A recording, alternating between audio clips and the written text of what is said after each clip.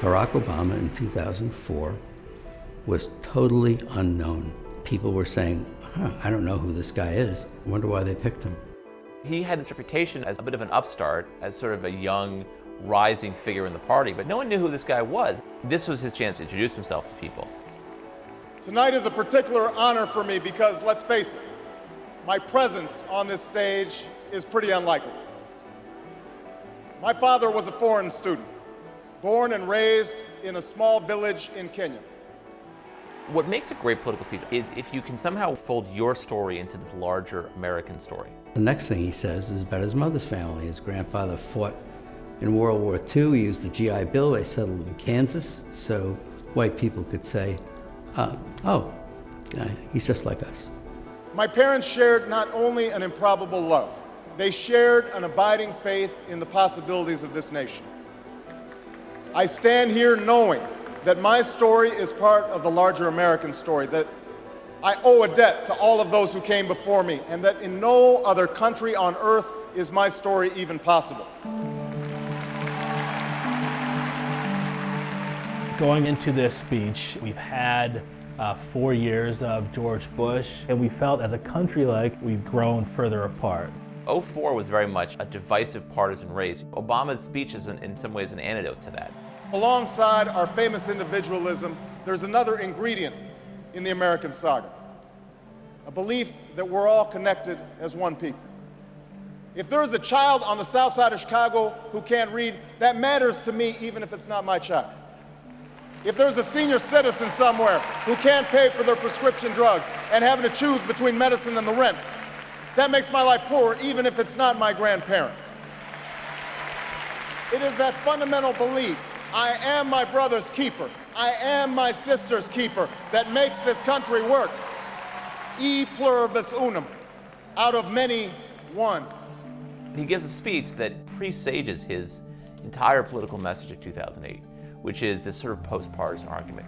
Now, even as we speak, there are those who are preparing to divide us. The spin masters, the negative ad peddlers, who embrace the politics of anything goes.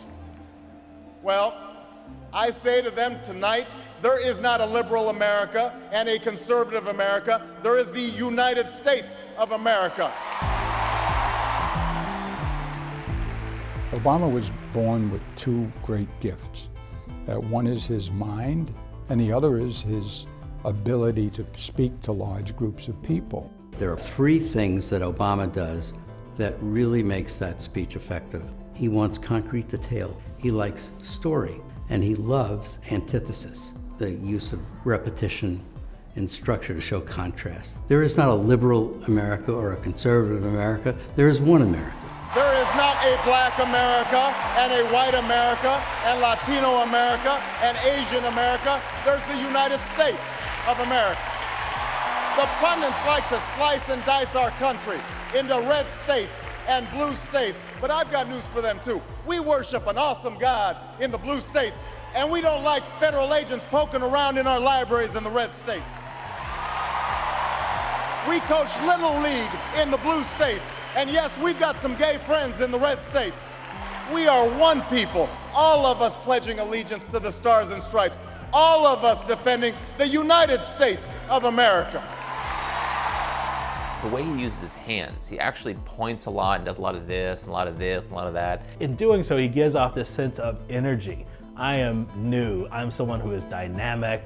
And he doesn't do that so much anymore. He's a little more solemn and reserved when he gives speeches today, but I think it's more reflective of his office. In the end, that's what this election is about. Do we participate in a politics of cynicism, or do we participate in a politics of hope? It's the hope of slaves sitting around a fire singing freedom songs. The hope of immigrants setting out for distant shores. The hope of a young naval lieutenant bravely patrolling the Mekong Delta. The hope of a mill worker's son who dares to defy the odds. The hope of a skinny kid with a funny name who believes that America has a place for him too. Hope in the face of difficulty. Hope in the face of uncertainty. the audacity of hope.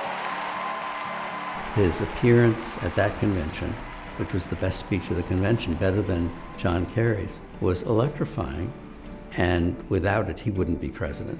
I think sincerity means a lot. There are people who, when they speak the truth as they see it, and they're very effective doing that. I believe this country will reclaim its promise, and out of this long political darkness, a brighter day will come. Thank you very much, everybody. God bless you.